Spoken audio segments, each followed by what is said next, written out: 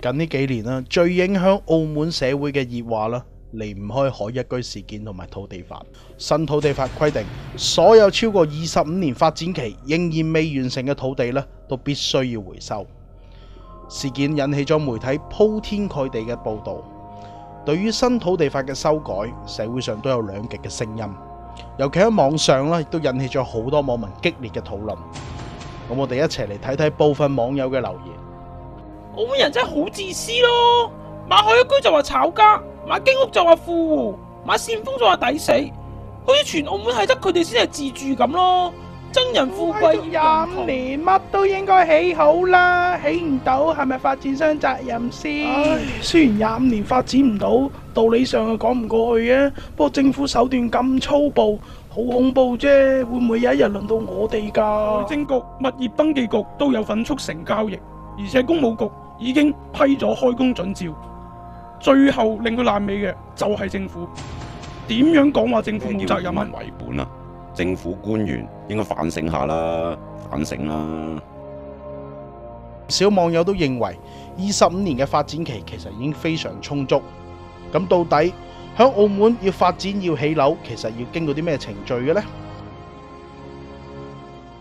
喺澳門要發展咧，係需要經過多個嘅程序㗎。咁成批人或者發展商啦，響獲得政府批地開始咧，首個階段就要向政府支付規定嘅日價金。咁政府咧就會簽署合同，然之後咧就刊登憲報。咁第二個階段咧就要等到政府批出呢個規劃條件圖，我哋舊稱為街線圖。咁成批人或者發展商咧，先至可以按照規劃條件圖嚟做設計方案，即係俗稱嘅入則。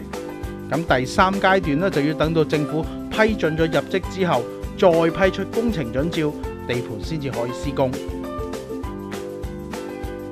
咁喺施工完成咧，仲要等政府部門去驗收，並且喺驗收合格之後，再等到政府部門批出入伙紙。最後咧就要為每一個項目去做確定性登記，例如係民署會批出門牌啦、財政局嘅登記稅務等等，咁樣項目嘅手續先至完成。換句説話講啦，發展商係需要按照政府批出嘅每個程序，先至可以繼續順利去發展㗎。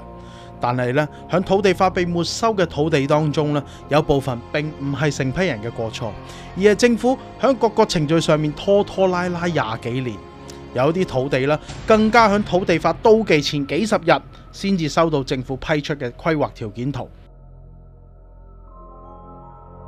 咁試問呢啲發展商又如何能夠按照25年嘅發展期順利發展呢？咁講翻個歷史背景啦，隨住80年代尾，咁政府亦都需要多啲嘅儲備，咁咧就將石排灣呢批嘅土地咧就批出嚟去發展工業。當其時咧，政府已經開緊呢個山，開緊呢個山體。咁你見到啦，一級一級一級啦，因為佢喺93年，政府咧就正式發函啦，就諮詢石排灣嘅成批人，建議將有關嘅工業用地咧係改做住宅用地，就諮詢當時成批人嘅意見係咪同意咯？即係話，當年係政府主動提出將嗰笪地改變用途。冇錯。如果按照當其時嘅情況，發展工業嘅價值係會高過住宅，會高過住宅。所以其實喺呢個情況下咧，成批人其實係作出咗犧牲同埋讓步，去為咗社會嘅發展咧，去應承諾政府可以轉做一個區域性衛星城嘅住宅。更改完之後咧，成批人又進入咗一個漫長嘅等待，因為要等政府完善咗佢嘅基建啦。完善咗佢嘅整個片區石排灣都市化嘅規劃啦，然之後佢哋先至輪到佢有佢哋可以工作嘅地方。咁去到11年，政府就已經展開咗呢個石排灣嘅發展，但係個發展次序優先發展咗公共住宅，所以大家會見到成個石排灣嘅公屋群啦，就會喺呢度啦，會開始興建。咁喺呢個過程裏面咧，石排灣嘅成批人咧，亦都係做咗佢哋應該做嘅貢獻。第一，呢度有石排灣嘅公屋群，有大量嘅基建開出嚟嘅石啦，因為大家會見到啦，因為睇翻呢度，其實佢有好大量嘅石咧係要爆破，係要運走嘅。但係因為當其時咧萬九居屋係好緊張嘅，所以石排灣嘅成批人咧係響政府嘅要求之下咧，係將呢啲土地咧就全部無償咁樣咧係借咗俾政府啦，係用嚟配合呢個基建嘅進行嘅。咁啦，但係我知道成批人係不斷努力去發展呢個土地嘅，喺短短嘅50日嘅時間之內，呢啲土地都入晒建築則俾政府審批。換句説話講，我想講政府去研究呢一幅土地嘅規劃，研究咗20幾年，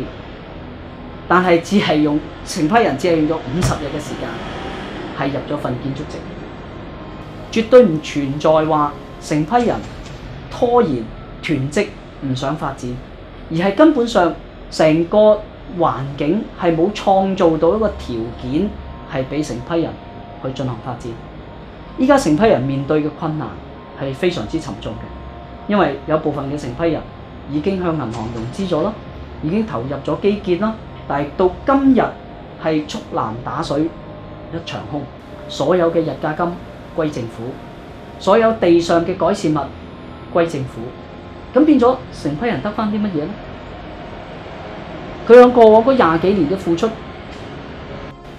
啲土地發展唔到，係唔歸責成批人嘅。但係我哋認為政府亦都應該要積極咁樣去尋求呢個方法，無論係對市民又好，對成批人又好，都應該尋求一個合理合情，還翻佢哋一個公道，俾翻個發展機會，俾翻個成批人。最終土地法生效嘅時候咧，所有嘅土地都不問因由，唔理會閒置抑或非閒置，全部直接沒收。成批人或者發展商25年嚟所投入嘅日價金、稅務、銀行借貸、工程開發資金等等，通通都被沒收，全部都不獲賠償。但係譬如今日我同個業主租咗個單位，我租佢25年嘅，但係個業主有個要求，就要按照佢嘅意思嚟裝修間屋。咁呢個完全冇問題，我簽晒約，我俾晒錢，我連25年嘅租金我都俾晒㗎。咁之後我咪要問個業主，你俾張圖紙我嚟裝修先得㗎。但係個業主等咗25年，佢都唔俾張圖紙我。我個租約剩翻，可能即係按比例嚟講，可能剩翻2日時間嘅時候，佢俾張圖紙我。嗱，你按呢個嚟裝修，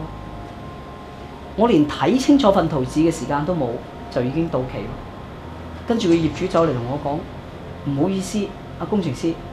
你嗰份租約夠25年啦，間樓我要收翻。我哋覺得即係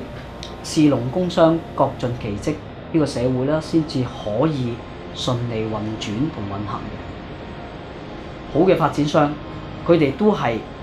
做一啲社會需要嘅供應嘅產品出嚟。跟住落嚟嗰幾集，我哋都請嚟咗幾位受害者講講佢哋嘅苦況，繼續帶大家深入了解土地法嘅歷史同埋弊端。請留意下一集，